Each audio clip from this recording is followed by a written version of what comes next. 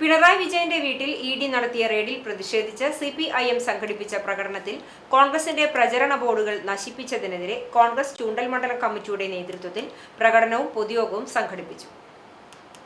ചൂണ്ടൽ centre ചുറ്റിയ പ്രതിഷേധ പ്രകടനം golden palace ഓഡിറ്റോറിയത്തിന് മുന്നിൽ സമാപിച്ചു. തുടർന്ന് നടന്ന പൊതുയോഗം കെപിസിസി സെക്രട്ടറി സി ശ്രീകുമാർ ഉദ്ഘാടനം ചെയ്തു. കോൺഗ്രസ് ചൂണ്ടൽ മണ്ഡലം പ്രസിഡന്റ് ആർ.എം. ബഷീർ അധ്യക്ഷനായി.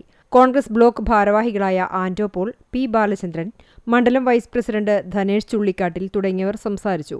നേതാക്കളായ I. Venugopal, Francis Choondal, Joy Kechery, Joseph Thalakkottukara തുടങ്ങിയവർ പ്രകടനത്തിന് നേതൃത്വം നൽകി.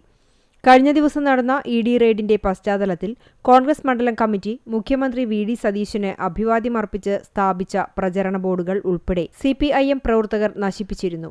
ഇതിൽ പ്രതിഷേധിച്ചാണ് അങ്ങാടിയിൽ തോറ്റതിന് അമ്മയോടോ എന്ന മുദ്രാവാക്യമുയർത്തി കോൺഗ്രസ് മണ്ഡലം കമ്മിറ്റി പ്രതിഷേധം സംഘടിപ്പിച്ചത്.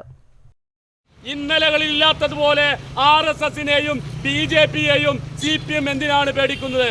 ആരാണ് ഇതിലൊക്കെ അഴിമതിക്കാരെ രണ്ടുപേരാണ് വന്നിരിക്കുന്നത്.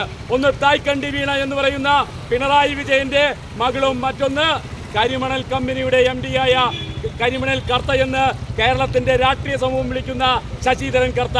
ആരാണ് ശശിധരൻ കർത്ത? ശശിധരൻ കർത്തയുടെ ബന്ധം അന്വേഷിക്കുമ്പോഴാണ് പ്രിയമുള്ളവരെ, അത് ആലുവയിലും അതുപോലെ തിരുവനന്തപുരത്തും ഒതുങ്ങില്ല, അത് ചൂണ്ടലിലും മണലൂരും എത്തിച്ചേരുകയാണ്.